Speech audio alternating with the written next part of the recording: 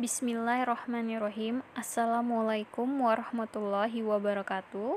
Selamat pagi anak-anak. Bagaimana kabar kalian? Ibu harap kalian selalu dalam keadaan baik-baik saja ya. Oke. Di sini bertemu lagi dengan Ibu Lydia Kencana Putri. Seperti biasa, Ibu akan menjelaskan materi pembelajaran pendidikan Pancasila dan Kewarganegaraan atau PKN. Nah, materi PKN yang akan Ibu jelaskan kali ini adalah materi PKN kelas 9 ya, khususnya yang ada pada bab 4, yaitu upaya pencegahan konflik yang bersifat SARA. Oke, sebelum kita memulai materi kita, jangan lupa untuk like dan komen video ini, serta subscribe channel ini, dan aktifkan lonceng notifikasi supaya kalian tidak ketinggalan tayangan video-video selanjutnya yang ada di channel ini. Oke, kita langsung saja ke materi kita. Yang pertama, keberagaman budaya di satu sisi memberikan peran penting bagi bangsa dan masyarakat besar seperti Indonesia. Nah, kenapa keberagaman memiliki peranan penting bagi bangsa dan masyarakat? Ini dikarenakan keberagaman itu memiliki dampak positif dan juga dampak negatifnya. Nah, selain itu, dampak positif yang timbul dalam keberagaman itu berupa integrasi nasional. Apa itu integrasi nasional? Integrasi nasional adalah proses pemersatu wilayah yang di dalamnya terdapat sebuah perbedaan yang beragam perbedaan segera diselesaikan agama, ras, tidak membawa akibat bahasa dan lain-lain.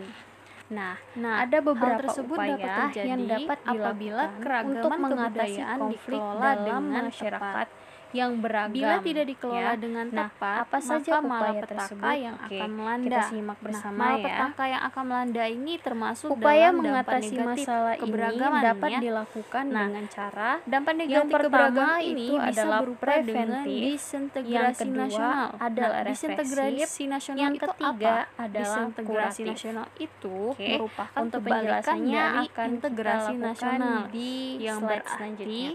Oke, jadi ada tiga ya anak-anak. Misalnya upaya yang dilakukan untuk mengatasi konflik dalam masyarakat dengan suku yang lainnya. Nah, yang pertama adalah dengan cara yang preventif. Kemudian ada kerusuhan serta demo antar rakyat artinya dan pemerintah upaya yang dilakukan untuk mencegah kemudian adalah masalah hampir semua negara yang penduduknya heterogen.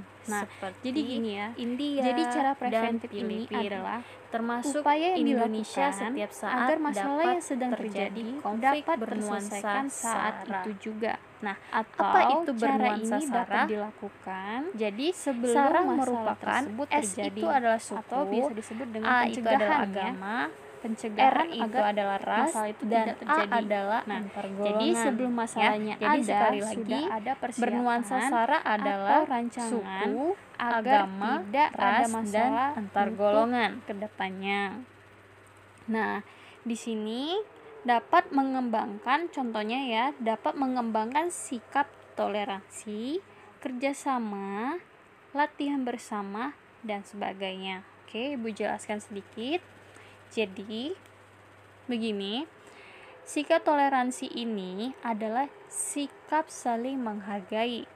Jadi, menerima suku yang satu dengan yang lainnya, atau menerima agama yang satu dengan agama yang lainnya, maupun menerima budaya yang satu dengan budaya yang lainnya.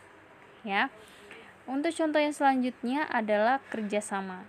Maksudnya kerjasama di sini adalah bergotong royong menyelesaikan masalah agar hal yang berat dengan diselesaikan sendiri dapat diselesaikan bersama-sama.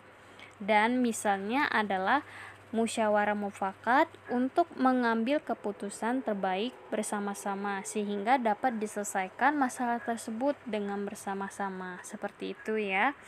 Kemudian untuk contoh selanjutnya adalah latihan bersama. Nah, latihan bersama ini misalnya dalam latihan wajib militer.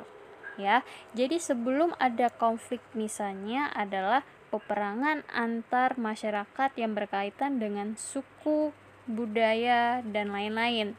Kita sudah ada aparat militer yang telah terlatih untuk mencegah serta mengatasi masalah konflik tersebut. Nah, itulah yang disebut dengan cara preventif ya, Nak, yang dapat dilakukan untuk mengatasi masalah dalam masyarakat yang beragam. Oke, sampai sini cukup paham ya? Oke, lanjut dengan upaya yang kedua adalah cara represif. Cara represif adalah upaya mengatasi masalah pada saat atau setelah. Nah, jadi cara represif ini adalah penyelesaian masalah ketika masalah atau konflik tersebut sedang terjadi atau setelah terjadi. Ya, Nak? Contohnya di sini adalah penangkapan, pembubaran paksa, dan sebagainya.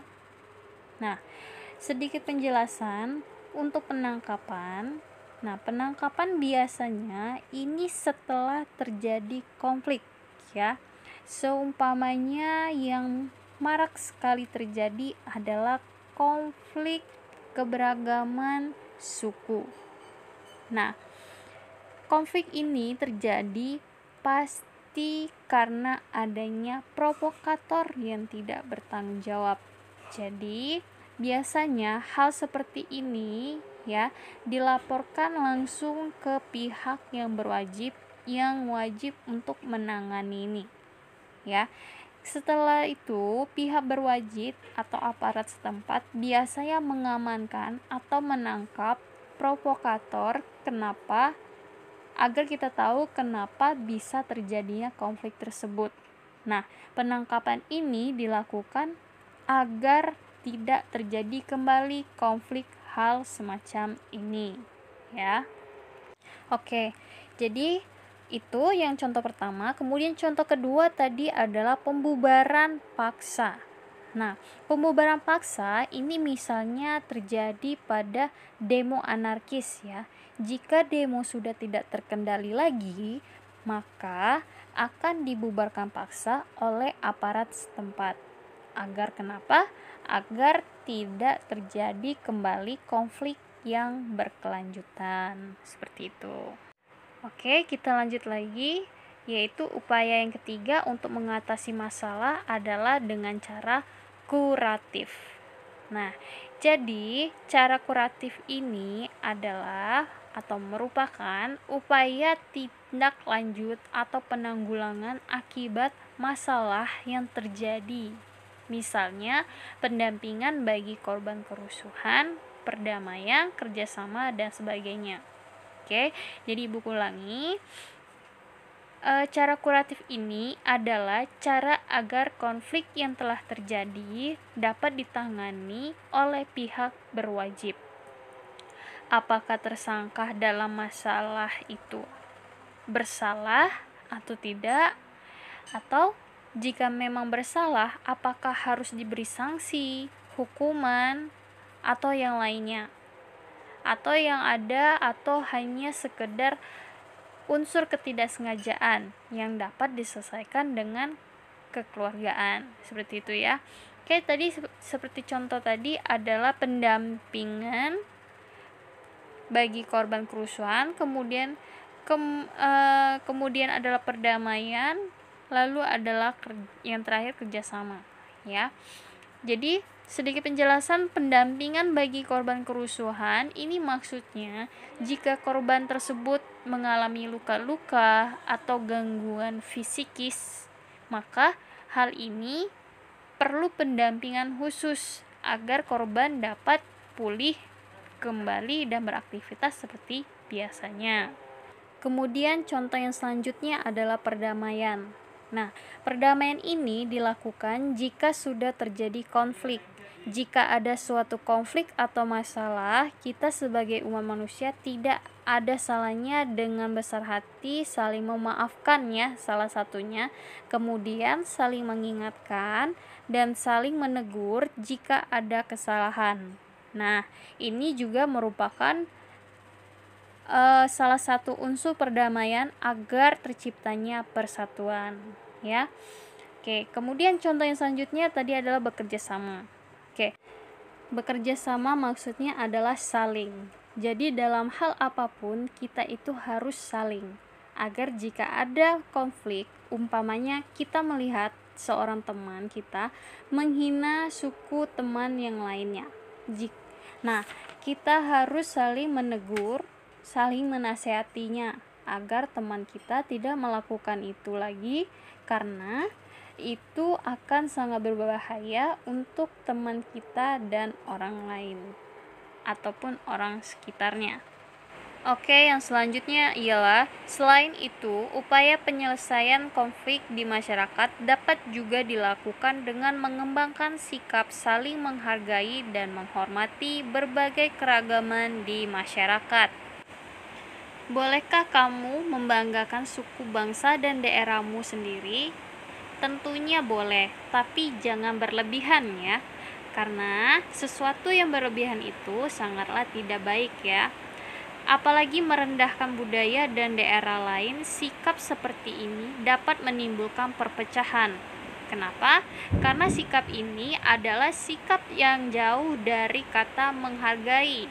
Orang yang tidak bisa menghargai budaya dan daerah lain adalah orang yang tidak bisa menghargai dirinya sendiri. Jadi jangan pernah bersikap seperti ini, ya.